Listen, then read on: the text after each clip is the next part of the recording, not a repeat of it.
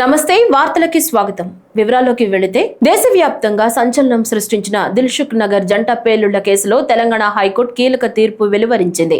NIA court విధించిన ఉరిశిక్షను రద్దు చేయాలంటూ 5 దోషులు దాఖలు చేసిన అప్పీళ్లను ఉన్నత న్యాయస్థానం డిస్మిస్ చేసింది. ఎన్ఐఏ కోర్టు తీర్పును హైకోర్టు సమర్థించింది. 2013 ఫిబ్రవరి 21న దిల్సుఖ్ నగర్ లోని బస్ స్టాప్ లో మిర్చి పాయింట్ వద్ద జరిగిన జంట పేలుళ్లలో 18 మంది మృతి చెందగా 131 మంది గాయపడ్డారు.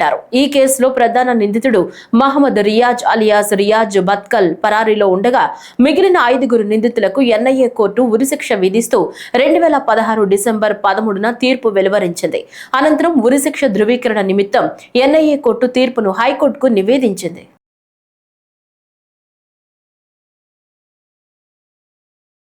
ఆంధ్రప్రదేశ్ ఉప ముఖ్యమంత్రి పవన్ కళ్యాణ్ చిన్న కుమారుడు మార్క్ శంకర్ పవనోవిచ్ గాయపడ్డాడు. సింగపూర్లోని స్కూల్లో జరిగిన అగ్ని ప్రమాదంలో అతడి చేతులు కాళ్లకు గాయాలయ్యాయి. అతడితో పాటు పలువురు చిన్నారులు గాయపడగా వారిని ఆసుపత్రికి తరలించి చికిత్స అందిస్తున్నారు.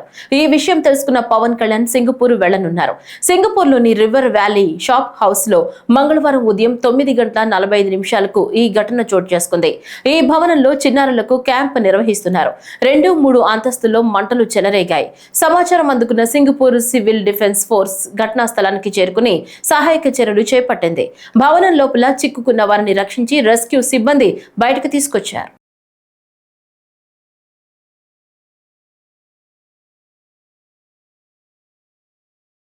ఆంధ్రప్రదేశ్ ఉప ముఖ్యమంత్రి నటుడు పవన్ కళ్యాణ్ చిన్న కుమారుడు మార్క్ శంకర్ సింగపూర్ లో జరిగిన ఓ అగ్ని ప్రమాదంలో గాయపడిన విషయం తెలిసిందే. మార్క్ శంకర్ చదువుతున్న స్కూల్లో అగ్ని ప్రమాదం జరగ్గా అతని చేతులు కాళ్లకు స్వల్ప గాయాలయ్యాయి. ప్రస్తుతం ఓ దవాఖానాలో అతను చికిత్స పొందుతున్నాడు. అయితే ఈ ఘటనపై ఇప్పటికే పలువురు రాజకీయ నేతలతో పాటు పలువురు సినీ ప్రముఖులు సోషల్ మీడియా వేదికగా సంతాపం తెలుపుతున్నారు. అలాగే ఏపీ ముఖ్యమంత్రి చంద్రబాబు స్పందిస్తూ మార్క్ శంకర్ కు గాయాలైన విషయం ఆందోళన కలిగించిందన్నారు. సింగపూర్ ఆసుపత్రిలో చికిత్స తీసుకుంటున్న శంకర్ త్వరగా కోలుకోవాలని ప్రార్థిస్తున్నారని చంద్రబాబు ట్వీట్ చేశారు. ఈ ఘటనపై మంత్రి నారా లోకేష్ స్పందించారు. మార్క్ శంకర్ త్వరగా కోలుకోవాలన్నారు. ఈ ఘటనపై మాజీ ముఖ్యమంత్రి వైఎస్ జగన్మోహన్ రెడ్డి దిగ్భ్రాంతి వ్యక్తం చేశారు. మార్క్ శంకర్ త్వరగా కోలుకోవాలని ఆకాంక్షిస్తున్నానని ఎక్స్ ఖాతాలో వైఎస్ జగన్ పోస్టు చేశారు. తాజాగా మార్క్ శంకర్ కు ప్రమాదంపై బీఆర్ఎస్ వర్కింగ్ ప్రెసిడెంట్ కేటీఆర్ కూడా ఎక్స్ వేదికగా స్పందించారు. ఆ చిన్నారి త్వరగా కోలుకోవాలని ప్రార్థిస్తున్నారని కేటీఆర్ రాసుకొచ్చారు. ఈ ప్రమాదంపై మార్క్ శంకర్ పెదనాన్న చిరంజీవి స్పందించారు. 8 ఏళ్ల వయసున్న మార్క్ శంకర్ ఆరోగ్య పరిస్థితి బాగుందని తెలిపారు. కాళ్లకు స్వల్ప గాయాలయ్యాయని వెల్లడించారు. శంకర్ త్వరగా కోలుకోవాలని విజయవాడలో Janasena central zone convener Badita Shankar Vijayawada దుర్గమ్మకు కొబ్బరికాయలు కొట్టి ప్రత్యేక పూజలు నిర్వహించారు. రాష్ట్ర వ్యాప్తంగా పవన్ అభిమానులు జన సైనికులు పవన్ కళ్యాణ్ చిన్న కొడుకు త్వరగా కోలుకోవాలని ప్రత్యేక ప్రార్థనలు పూజలు నిర్వహిస్తున్నారు. కాగా చిరంజీవితో పాటు ఆయన కుటుంబ సభ్యులు ప్రత్యేక విమానంలో సింగపూర్ వెళ్లి శంకర్ ను పవన్ భార్య అన్నా లెజనోవాను కలవనున్నట్లు సమాచారం.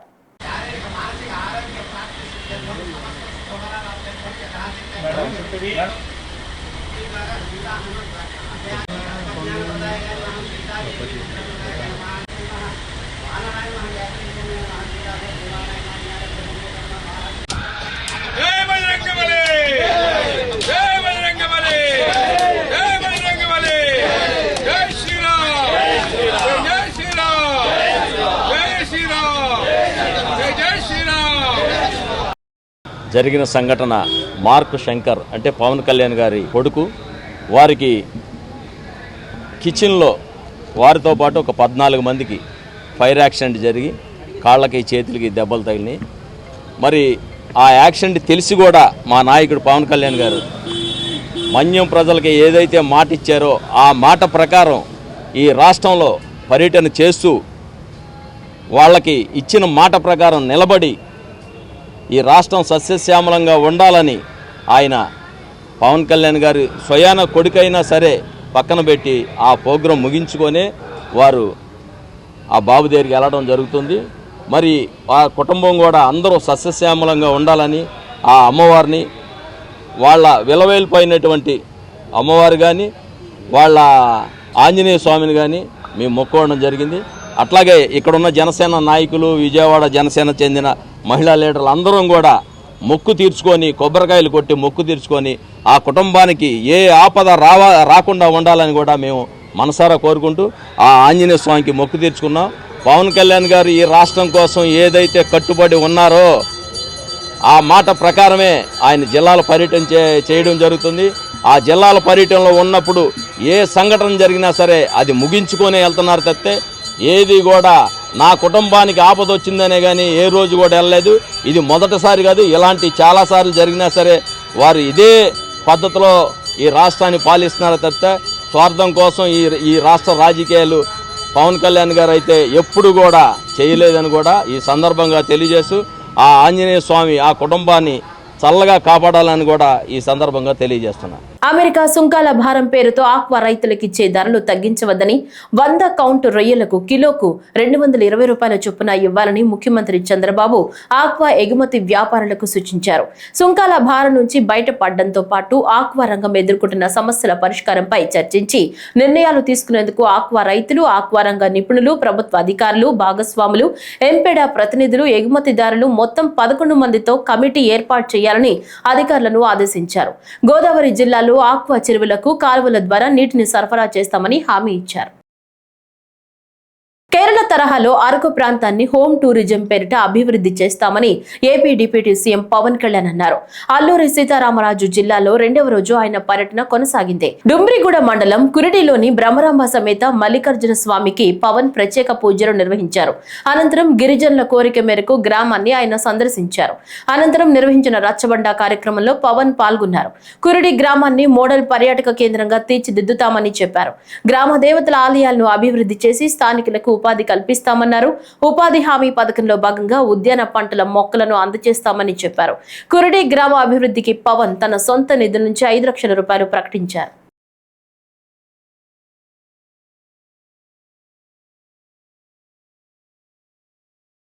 గత నెల మార్చి 30న పాపిరెడ్డిపల్లిలో లింగమయ్య అనే వైసీపీ కార్యకర్తను దుండగులు హత్య చేశారు. ఈ సందర్భంగా లింగమయ్య కుటుంబాన్ని మాజీ సీఎం జగన్ పరామర్శించారు. అనంతరం వారి కుటుంబానికి అండగా ఉంటానని ఆయన హామీ ఇచ్చారు. అనంతరం జగన్ మీడియాతో మాట్లాడుతూ రాష్ట్రంలో రాజకీయ పరిస్థితుల్లో లా అండ్ ఆర్డర్ దిగజారిపోయాయని అన్నారు. రాష్ట్రంలో రెడ్ బుక్ రాజ్యాంగం ప్రజల్ని ఆందోళనకు గురి చేస్తోందని జగన్ మండిపడ్డారు. అలాగే స్థానిక సంస్థల ఎన్నికల్లో టీడీపీకి భంగపాటు కలిగిందని జగన్ గుర్తు చేశారు.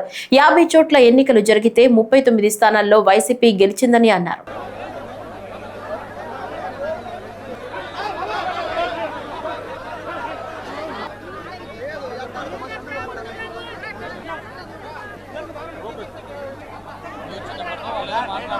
జరిగింది ఎందుకు రాష్ట్రంలో ఈ పరిస్థితులు ఉన్నాయి అన్నది నిజంగా ప్రతి ఒక్కరూ కూడా వాళ్ళ గుండెల మీద చేతులు వేసుకుని ఆలోచన చేయాల్సిన అవసరం ఎంతైనా ఉంది. ఎందుకంటే ఈరోజు నా పక్కనే లింగమయ్య అన్న భార్య ఉంది. తన భర్తను కోల్పోయి తన ఏం చేయాలో అర్థం కాని పరిస్థితిలో ఈరోజు లింగమయ్య అన్న భార్య నా పక్కన నిల్చొని ఉంది. అసలు ఈ ఘటన ఎందుకు జరిగింది, రాష్ట్రంలో ఉన్న పరిస్థితులు ఏమిటి, రాష్ట్రంలో ఇదే మాదిరిగా కొనసాగితే పరిస్థితులు రాష్ట్రం పూర్వపు రోజుల్లో బీహారు గురించి మాట్లాడుకునే వాళ్ళం. ఈ రోజు ఉన్న రాష్ట్రంలో ఉన్న పరిస్థితులు చూస్తే ఈ బీహారు ఇటువంటి రాష్ట్రాలన్నీ ఎక్కడికో పోవాలి. ఆంధ్ర రాష్ట్రం పరువును దేశంలో కన్నా కూడా రోడ్డును పడేసిన పరిస్థితులు ఈ రాష్ట్రంలో ఈ రోజు చంద్రబాబు నాయుడు గారి పరిపాలనలో కనిపిస్తా ఉన్నాయి.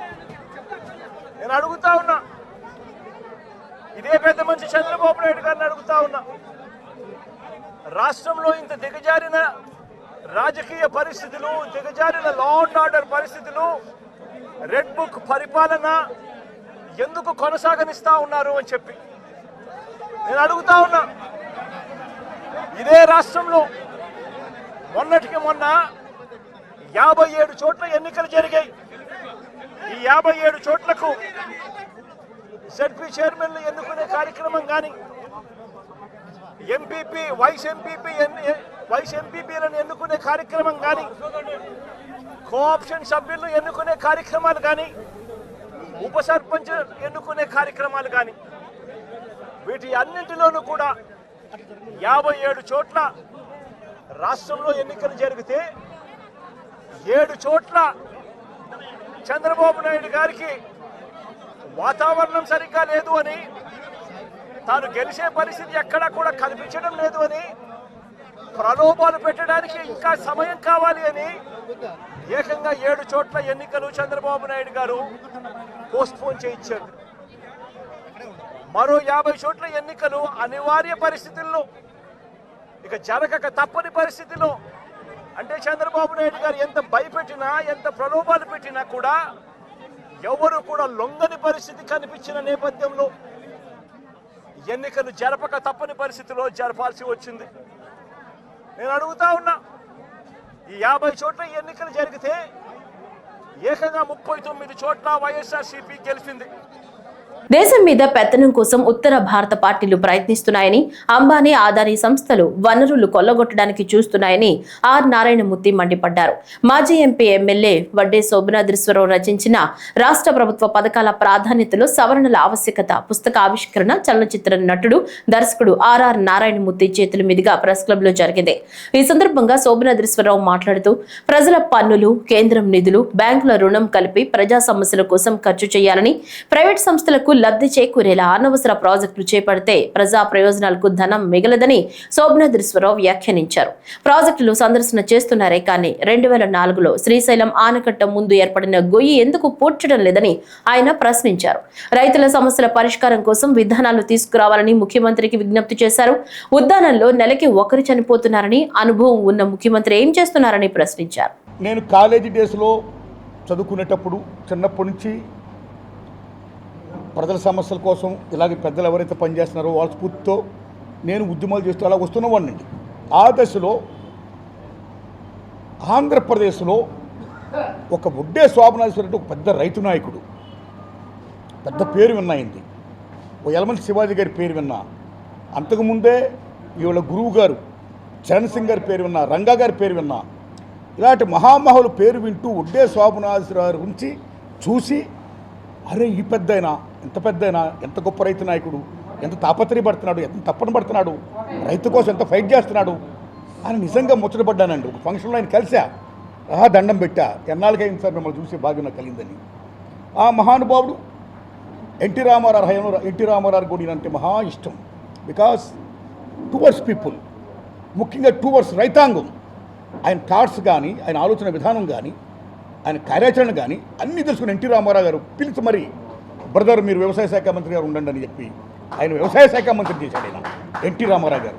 That is the greatness of Vadde Sobhanadreeswararao. తర్వాత పార్లమెంట్లో ఎంపీ అక్కడ తెలుగుదేశం పార్టీ ఎంపీ నాయకుడిగా అయ్యాడు ఆయన. అక్కడ వాయిస్ వినిపించాడు, అక్కడ దేశం గురించి మొత్తం సమస్యలు చెప్పాడు.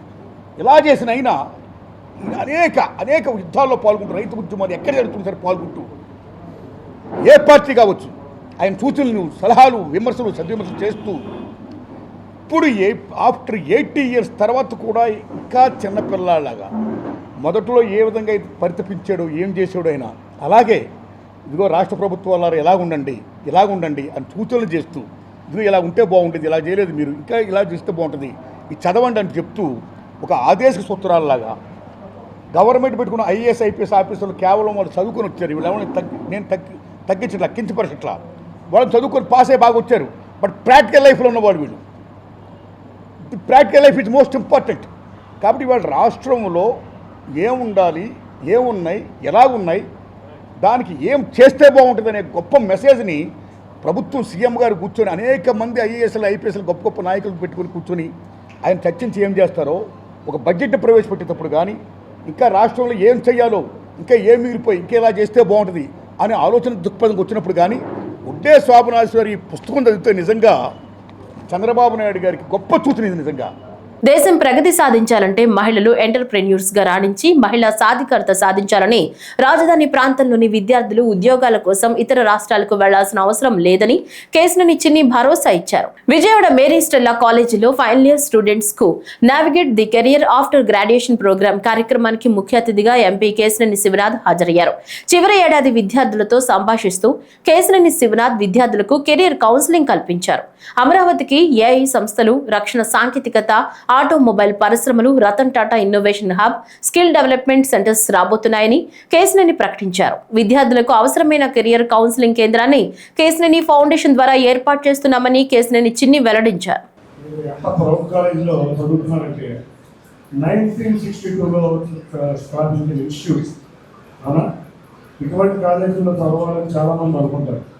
ఇంత ప్రెస్టీజియస్ ఇన్స్టిట్యూట్లో మీకు చదువుకుంటాం, you are blessed by the God. అయితే ఒకటే గుర్తుంచుకోవాలి, ఎందుకంటే ఆ అదృష్టం అందరికీ రాదు. అటువంటి అదృష్టం మీకు వచ్చింది. లాస్ట్ టైం కూడా మీ దగ్గరికి వచ్చారు, చాలా ఉండుంటారు కొంతమంది లేరు. నేను ఒకటే చెప్తున్నా, ఉమెన్ ఎంపవర్మెంట్ ఇండియా ఫ్రంట్ స్టెప్లోకి వెళ్ళాలి అంటే ఇంట్లో ఉన్న మహిళలు స్ట్రాంగ్గా, స్టెబాయిడ్గా, చక్కగా, ఎందుకంటే మహిళలకి బోల్డని పనులు, పిల్లలను చూసుకోవాలి, జాబ్ చేయాలి. ఇక మీరు ఇంట్లో కూర్చొని పెళ్లి చేసుకుందాము లేకపోతే హ్యాపీగా లైఫ్ చేయాలి అనే మాట కాదు. మీ కాళ్ళ మీద మీరు నిలబడాలి. నిలబడతారా? డెఫినెట్గా నిలబడాలి. ఎవరి మీద మీరు ఆధారపడద్దు. కుటుంబంలో ఇద్దరూ కలిసి పనిచేస్తే మీరు ఫ్లరిష్ అవుతారు.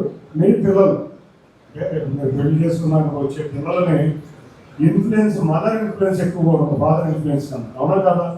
మీ అందరికీ మీ మదర్ మీద ఇన్ఫ్లుయెన్స్ ఎక్కువ ఉంటుందా, ఫాదర్ ఎక్కువ ఉంటుందా? ఆడపిల్లలేమో ఫాదర్ నచ్చుతారు, కానీ ఇన్ఫ్లుయెన్స్ మాత్రం మదర్ మీదే ఉంటుంది. అవునా కదా? అట్లాగే మీ ఇన్ఫ్లుయెన్స్ ద్వారా రేపు రాబోయే కాలంలో మీరు ఒక గుడ్ సిటిజన్స్గా, చక్కటి ఎంటర్ప్రెనర్గా డెవలప్ అవ్వాలని మా అందరికీ కోరిక.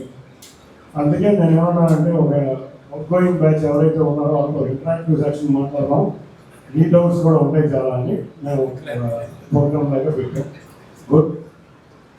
విజయవాడ మీరందరూ చూస్తే చాలామంది లేడీ ఎంటర్ప్రెనర్స్ ప్రొడ్యూస్ చేసింది, కానీ ఆ రోజు ఎంతోమంది ఎంటర్ప్రెనర్స్కి అవకాశాలు లేక హైదరాబాద్లోనూ, యుఎస్లోనూ, లేకపోతే మెడ్రాస్లోనూ ఇటువంటి రకరకాల ప్రాంతాలలో పరిశ్రమలు నడిపిస్తున్నారు. దీనికి ఎగ్జాంపుల్ ఏంటంటే, ఎలిట్ పని హైదరాబాద్ ఎప్పుడైనా విన్నారా? ఆర్గనైజేషన్ ఎలిట్ పని ఒక ఆర్గనైజేషన్ 1995లో చంద్రబాబు నాయుడు గారు లేడీ ఎంటర్ప్రెనర్స్ కోసం ఒక సంస్థ స్థాపించారు. అది హైదరాబాద్ ప్రగతి నగర్లో ఉంటుంది. ఆ ప్రగతి నగర్లో ఉన్న సంస్థ ఆ రోజు ఏంటంటే ఆయన ఉద్దేశం ఎక్కువగా లేడీ ఎంటర్ప్రెనర్లను తయారు చేయాలని కొద్దిగా తయారు చేసిన సంస్థ. అమరుడు పుట్ట నారాయణ 47వ వర్ధంతిని గోదావరి కనిలోని స్నేహ సాహితీ గ్రంథాలయంలో వర్ధంతి సభ నిర్వహించారు. అమరుని సోదరుడు పుట్ట రాజన్న ఆధ్వర్యంలో నిర్వహించిన సభలో పుట్ట నారాయణ చిత్రపటానికి పూలమాల వేసి ఘనంగా నివాళులర్పించారు. ఈ సందర్భంగా మాట్లాడుతూ, ప్రజలకు ప్రభుత్వం మధ్యలో జరుగుతున్న ఘర్షణలో పోలీసులు జరిపిన కాల్పుల్లో అమరుడైన సింగరేణి కార్మికుడు పుట్ట నారాయణ కుటుంబాన్ని ప్రభుత్వం, సింగరేణి యాజమాన్యం ఆదుకోవాలని డిమాండ్ చేశారు.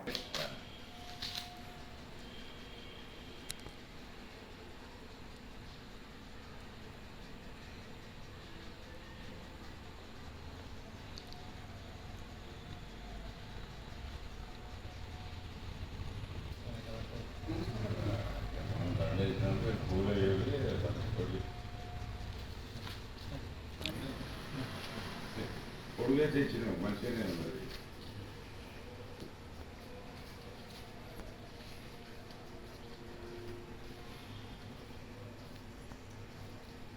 లోపల రమేష్ అభిని రేపు చేసినారు అనేది అప్పటి అలిగేషను. దాని కొరకు మన స్టేట్ అంతా, ఏపీ స్టేట్ అంతా, అప్పుడు కంబైన్డ్ స్టేటు అజిటేషన్ జరిగింది. చాలా అల్లరి జరిగినాయి అంతటా టౌన్లలో. ఇక్కడ కూడా అల్లరి జరిగింది. జరుగుతుంటే పోలీసులు ఫైరింగ్ చేసిండ్రు. అనుకోకుండా ఈయన అక్కడి నుంచి పోకుండా చనిపోయాడు. పోలీసుల ఉద్దేశం లేదు, గవర్నమెంట్ ఉద్దేశం లేదు. ఈయన ఒక క్రిమినల్ కాదు. సరే, ఏ విధంగా చనిపోయినా గవర్నమెంట్ బాధ్యత ఏంది, వాళ్ళ కుటుంబాన్ని ఆదుకోవాల్సి ఉండే. సింగరేణి కార్మికుడు కాబట్టి సింగరేణి అన్న ఆదుకోవాలి, లేదా గవర్నమెంట్ అన్న ఆదుకునేది ఉండే. అది జరగలేదు. ఇప్పటికైనా కానీ గవర్నమెంట్ చొరవ తీసుకొని వాళ్ళ కుటుంబాన్ని ఆదుకోవాలని అందరూ రిక్వెస్ట్. రాజ్యహింసకు బలి అయినటువంటి సింగరేణి కార్మికుడు పుట్ట నారాయణ గోదావరికనికి సమీపంలో ముత్యాల గ్రామస్తుడు, సింగరేణి కార్మికుడు. అంతకుముందు హైదరాబాద్లో రమీజాబిని పోలీసులు ఎత్తుకెళ్ళి పోలీస్ స్టేషన్లో ఆమెను బలాత్కారం చేసి ఆమె భర్తను చంపిన సంఘటన రాష్ట్రవ్యాప్తంగా నిరసనలకు దారితీసింది. అందులో భాగంగా గోదావరిఖనిలో ప్రజలు ఉద్యమకారులు బంద్ పెడితే ఇతను మొదటి షిఫ్ట్ ముగించుకొని అదే దారి వెంట వెళ్తుంటే ఈ ప్రభుత్వానికి పోలీసులకు వ్యతిరేకమా ప్రజలు అంటూ వాళ్ళు ఎలాంటి ఆర్డర్స్ లేకుండా కాల్పులు జరిపితే ఆ కాల్పుల్లో నాడు 2 కార్మికులు చనిపోయారు. అందులో పుట్టనారాయణ అనే సింగరేణి కార్మికుడు మా సోదరుడు, మా బ్రదరు. ఇతను చనిపోయి నేటికి 77 సంవత్సరాలు అవుతుంది. ఈ కుటుంబానికి అన్ని ఉద్యోగంతో పాటు అన్ని బెనిఫిట్స్ సౌకర్యాలు ఉన్నటువంటి ఆనాటి ప్రభుత్వం ఈనాడున్న ప్రభుత్వం వరకు ఈ 47 సంవత్సరాలు ఇప్పటి వరకు కుటుంబానికి ఎలాంటి న్యాయం జరగలేదు. సిద్దిపేట జిల్లా దుబ్బాక నియోజకవర్గం మిరుదొడ్డి మండల కేంద్రంలోని శ్రీ సీతారామచంద్ర స్వామి దేవస్థానంలో శ్రీరాముని పట్టాభిషేకం అంగరంగ వైభవంగా కన్నుల పండుగగా జరిగింది. అనంతరం శ్రీ సీతారామచంద్ర స్వామి రథయాత్ర గ్రామంలోని పురవీధుల గుండగా సాగింది. రథయాత్ర సాగుతుండగా గ్రామ ప్రజలు, మహిళా మూర్తులు మంగళ హారతులతో స్వామివారి వ్రతాన్ని ఘనంగా స్వాగతం పలికారు. భక్తులు స్వామివారిని దర్శించుకుని తీర్థ ప్రసాదాలు స్వీకరించారు. అనంతరం రథయాత్ర ముందు చిన్నారులచే ప్రత్యేక నాట్య ప్రదర్శనలు, కోలాటంతో నిర్వహించారు. జరిగింది.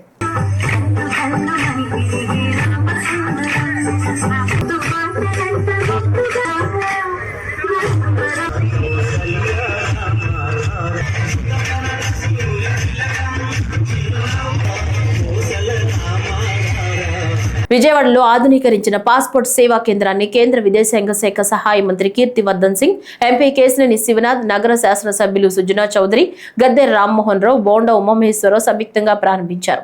ముఖ్య అతిథిగా హాజరైన కీర్తివర్ధన్ సింగ్ తొలుత ఎంజీ రోడ్లోని పాస్పోర్ట్ సేవా కేంద్రాన్ని ఆరంభించి అనంతరం కంట్రోల్ రూమ్ సమీపంలో రాష్ట్రంలో నూతనంగా ఏర్పాటు చేసిన 2వ ప్రాంతీయ పాస్పోర్ట్ కార్యాలయ ప్రారంభోత్సవంలో పాల్గొన్నారు.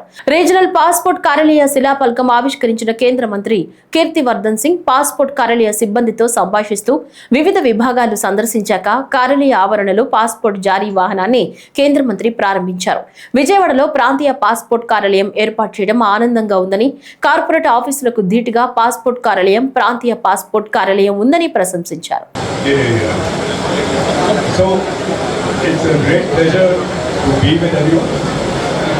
In this gathering, we have Honorable Member of Parliament Shri Keesneni Shivanath ji, we have Honorable MLA Shri Sudhara Chaudhary ji, our MLA Shri Gadde Ram Mohan Rao ji, and of course we have a Joint Secretary PSP and CTO Dr. Srinivas ji, our Regional Passport Officer, for whom I have worked a lot of things, and I myself have witnessed his hard work. Shri Shivahartan, and of course all our respected officers and guests and ladies and gentlemen. So as you know, we all gathered here for the inauguration of the Regional Passport Office of Vijayawada and the renovated passport seva case, and we just visited both the centers. And it has been an eye-opener to see how a well-designed modern government office can look like. My drawing room does not have the kind of sofas that the applicants here will get the opportunity to sit on. And that is a duty as public leaders. We are here to serve the people, we are here to serve the nation, and we have to take into account every point in which they can help our citizens. And again, I'd like to congratulate the Passport Seva Camp team, headed by Shri Shivahartan, for his diligence and hard work that he's put and the team has put in developing this passport office and in renovating the passport seva. Passport office ఒకటి వైజాగ్, ఒకటి విజయవాడ, ఒకటి చాలా ఇక్కడ ఈ ప్రాంతంలో ఎక్కువగా Gulf వెళ్ళే ప్రజలే కాకుండా అమెరికా, యూరోప్లో వెళ్ళే ప్రజలు ఎక్కువ మంది ఉన్నారు. ఈ పాస్పోర్ట్ సేవలు మొన్నదాకా 600 ఉంటాయి, అది కూడా వైజాగ్ వెళ్ళి వచ్చేది. వాళ్ళ 2000 కెపాసిటీకి వచ్చిందంటే ఇది ఈ సేవా కేంద్రం యొక్క యూజ్ మనం అర్థం చేసుకోవచ్చు. కాబట్టి ఎవరు కూడా పాస్పోర్ట్ కోసం వారం 10 రోజుల నుంచి ఎక్కువ వెయిట్ చేసే పరిస్థితి ఉండదు. ఎందుకంటే ఎవ్రీ ఇయర్ 3 lakhs పాస్పోర్ట్స్ ఈ ఆఫీస్ నుంచే డెలివరీ అవుతుంది. కాబట్టి ఇటువంటి సేవా కార్యక్రమాలు మన ఇంకొకటి అన్నిటికన్నా ప్రధాని నరేంద్ర మోడీ గారి వికసిత్ భారత్లో 247 వికసిత్ భారత్లో భాగంగా అన్ని పాస్పోర్ట్ ఆఫీసులు చక్కటి కార్పొరేట్ ఆఫీసు లాగా తయారవుతుంది. అటువంటి చక్కటి వాతావరణం ఉంటే వచ్చేవాళ్ళు కూడా ఇబ్బంది లేకుండా ఉంటుందని తెలియజేస్తూ, ఇక అన్నిటికన్నా ముఖ్యంగా రాబోయే కాలంలో నాకు చాలా సంతోషంగా ఉంది. ఎందుకంటే మన రాష్ట్రం విభజించిన తర్వాత 2016లో మొదలు పెడితే 2017లో అప్పటి external affairs minister Sushma Swaraj గారి దగ్గర కూర్చొని ఇప్పటికీ నా కళ్ళకి గుర్తొస్తాను. Sushma Swaraj central affairs minister, in fact this was one of the commitment given in the Reorganization Act. Thereby, in fact, I requested her to expedite to open this. So that is how we also requested Passport Office to purchase land to set up a permanent building in Amravati, capital which is likely to come, which has come through. I am very happy. So this is, as everyone knows that today many of the student fraternity are going to abroad for various opportunities as well as for the education, and they are also looking forward to get passports for their parents, grandparents, etc. So Andhra Pradesh, everyone knows that it is a very progressive state, which this office alone is likely to cross 6,000 passports issuance per year. That means on an average this building is going to print about 2,000 passports. You have very dynamic passport officer at present. First question I asked them, are you going to print here? Yes. So in order to issue right passport with all other verification, etc., we also have facilitated to get applications through post offices, which is really a great facility in Normal. And as per our Honorable Prime Minister's directions, ప్రభుత్వం మద్యం షాపుల పేరుతో పేదల రక్తాన్ని తాగిన YCP నేతలు నేడు మద్యం వ్యాపారంలో ఏదో జరిగిపోతుందని వాగుతుంటే ఆశ్చర్యంగా ఉందని రాష్ట్ర గనులు, భూగర్భ వనరులు, ఎక్సైజ్ శాఖ మంత్రి కొల్లు రవీంద్ర ఎద్దేవా చేశారు. మచిలీపట్నం పార్లమెంటరీ పార్టీ కార్యాలయంలో మీడియాతో మాట్లాడారు. వైసీపీ మద్యం కుంభకోణంపై విచారణ వేగవంతం కావడంతో ప్రజల దృష్టి మరల్చమని వచ్చిన ఆదేశాల మేరకు మీడియా ముందుకు స్క్రిప్ట్ తీసుకొచ్చి ఏదేదో వాగుతున్నాడన్నారు. మద్యం దోపిడీ లక్ష్యంతో గతంలో ఎక్సైజ్ శాఖను నాశనం చేశారు. ప్రభుత్వం మద్యం షాపుల పేరుతో 50 రూపాయలు ఉండే క్వార్టర్ 200 రూపాయలకు అమ్మి ప్రజల్ని దోచుకున్నారు. మద్య నిషేధం చేస్తానన్న జగన్ రెడ్డి 5 ఏళ్లలో ఎందుకు చేయలేదో సమాధానం చెప్పాలని డిమాండ్ చేశారు. మద్యం దోపిడీకి ఎవరు అడ్డు రాకుండా ఉండేందుకు డిస్టిలరీలను బెదిరించి భయపెట్టి హస్తగతం చేసుకున్నారని తెలిపారు. ఇవాళ ఇసుక కానీ మద్యంలో కానీ చాలా పారదర్శకంగా ముఖ్యమంత్రి గారు ఎప్పటికప్పుడు రిపోర్ట్స్ తెప్పించుకొని ఎక్కడైనా తప్పు జరిగితే ఇమీడియట్గా యాక్షన్స్ తీసుకోవడం జరుగుతుంది. మీరు దీని మీద మాట్లాడుతూ ఉన్నారే. ఇవాళ అందుకనే సిట్ వేసాం. సిట్ నివేదిక వస్తుంది, ఒక్కొక్కరిని వాళ్ళ మీద చర్యలు తీసుకోవడం జరుగుతుంది. ఎవరో తప్పించుకోలేరు. ఇవాళ సిగ్గు లేకుండా పేద ప్రజల బియ్యాన్ని కొట్టేసి ఇక నిత్యం ఒక దుర్మార్గమైనటువంటి ఆలోచన. మొన్నటి వరకేమో ముసుగుదాన్ని ఎక్కడో దాక్కున్నారు, పారిపోయారు. పోలీసులు వస్తే అడ్రస్ లేకుండా పారిపోయారు. ముఖ్యమంత్రి గారు ఆడవాళ్ళని ఏమి చేయొద్దన్నారు, కానీ చేయమని చెప్పి నాయకులు అంటున్నారని చెప్పి మాట్లాడారు. ఇవాళ మళ్ళీ సిగ్గు లేకుండా వచ్చి మాట్లాడుతూ ఉన్నారు. ఆ స్క్రిప్ట్ ఏదో రాసిస్తే ఆ స్క్రిప్ట్ చదువుతాం కాదు. మీరు చేసినటువంటి ప్రతి కుంభకోణం బయటకు వస్తుంది. పేదలకు చెందినటువంటి ధాన్యాన్ని గోడౌన్లో జాగ్రత్త చేస్తామని చెప్పి పందికొక్కుల్లాగా తిన్నటువంటి వ్యక్తి పేరుని నాని. వాస్తవం కాదా చెప్పమనండి. 7,000 బస్తాల, దాదాపు 8,000 బస్తాల బియ్యాన్ని దోచుకున్న వ్యక్తి పేరుని నాని. కాకినాడకి మరి అమ్ముకున్నటువంటి వ్యక్తి పేరుని నాని కాదా? మొత్తం కూడా బయటకు వచ్చింది. సిగ్గు లేకుండా ఇవాళ మొన్న ఏదో మాట్లాడుతూ ఉన్నారు. ఇంతవరకు ఎప్పుడు కూడా ఇలాంటి కేసులు పెట్టలేదు, క్రిమినల్ కేసులు పెట్టలేదండి. అంటే బియ్యం కొట్టేస్తే కేసులు పెట్టరా? బియ్యం దోచేస్తే కేసులు పెట్టరా? పేదవాళ్ళి డబ్బులు కొట్టేస్తే కేసులు పెట్టరా? మీరేమైనా దిగొచ్చారా? ఎవ్వరు తప్పించుకునేది గుర్తుపెట్టుకోండి. తాత్కాలికంగా ఏదో మాట్లాడి ఫైన్లు కట్టేస్తే ఆ కేసులు మాఫీ అయిపోతారని మీరు అనుకోక్కర్లే. మొత్తం మీ అక్రమ సంపాదనలు, మీ దోపిడీలు మొత్తం కూడా బయటకు వస్తాయి. ఇంకొకసారి ప్రభుత్వంలో జరుగుతున్న మంచి ఇవాళ చూడండి, భారతదేశంలోనే 2వ స్థానం పెట్టుబడులు పెడుతున్నటువంటి, అభివృద్ధి చెందుతున్నటువంటి రాష్ట్రాల్లో గౌరవ ముఖ్యమంత్రి గారు 10 నెలల్లోనే, సంవత్సరం లోపే సెకండ్ ప్లేస్కి తీసుకొచ్చారంటే అది కూటమి ప్రభుత్వం యొక్క విధానం. ఈ రాష్ట్రంలో 20 లక్షల మందికి ఎంప్లాయ్మెంట్ క్రియేట్ చేయాలని సంక్షేమ కార్యక్రమాల్ని ఒక్కొక్కటి అమలు చేసుకుంటూ ముందుకెళ్తా ఉంటే ఇవన్నీ చూసి తట్టుకోలేక ప్రజల్ని తప్పుదారి పట్టించే కార్యక్రమాలు చేస్తాయి, జరగవని కూడా హెచ్చరిస్తూ ఇవాళ కూటమి ప్రభుత్వం పవన్ కళ్యాణ్ గారి మీద కూడా మాట్లాడుతూ ఉన్నారు. ఒళ్ళు దగ్గర పెట్టుకోండి, ఒళ్ళు దగ్గర పెట్టుకుని మాట్లాడండి. ప్రజలకి పరిపాలన అందిస్తూ ఇవాళ ముఖ్యమంత్రి గారు విదేశాలకు వెళ్ళి పెట్టుబడులు తీసుకొస్తా ఉన్నారు. అనేక కంపెనీలు ఈ రాష్ట్రానికి వస్తూ ఉన్నాయి. తరలు వెళ్ళిపోయిన అన్ని కంపెనీలు తిరిగి వస్తూ ఉన్నాయి. ఈ వార్తలు ఇంతటితో సమాప్తం. నమస్కారం.